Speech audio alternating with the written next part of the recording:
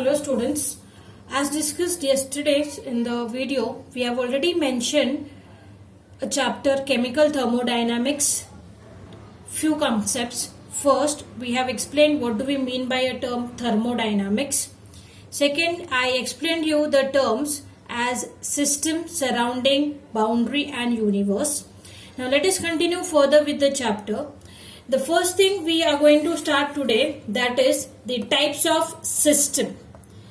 Basically, there are three types of system: open system, closed system and isolated system. Now, what's the basic difference between the three? The basic difference between the three is what they can exchange.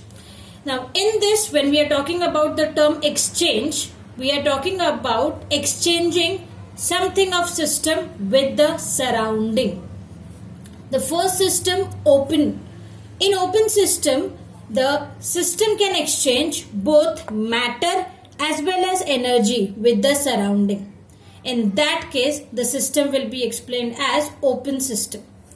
For example, any hot body when we have in a open container, like hot tea in a cup. When we have hot tea in a cup, as the times pass, there happens to be two changes in the tea. One is the tea starts getting cold, that is because of the exchange of energy. And secondly, we could also see that the color of the tea getting changed. From light brown, it goes on becoming more dark brown. The reason behind it exchanged the matter as well. If we understand, when we have a tea in a hot condition and at a room temperature tea, there also happens to be a change in taste. It becomes more and more dark, you can say.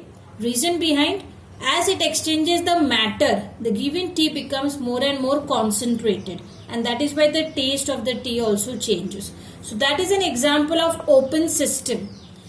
Second example we have is a closed system. Closed system, as the name says, that system will be closed. As it is closed, it can exchange only energy with the surrounding and not the matter. Example in this we can have is again a tea, but this time our hot tea will not be in a cup which is open, but now our tea will be in a cup which is closed with a saucer.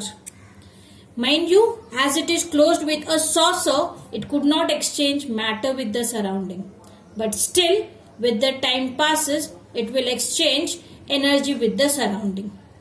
Now, when we write down the example of closed system, never ever say that hot tea in a closed cup, because we do not have any concept called as closed cup. We have a cup which is closed with a saucer. That is second closed system. Then we have a third system called as isolated system. Isolated, as the word says, it is the one which cannot exchange matter or energy with the surrounding.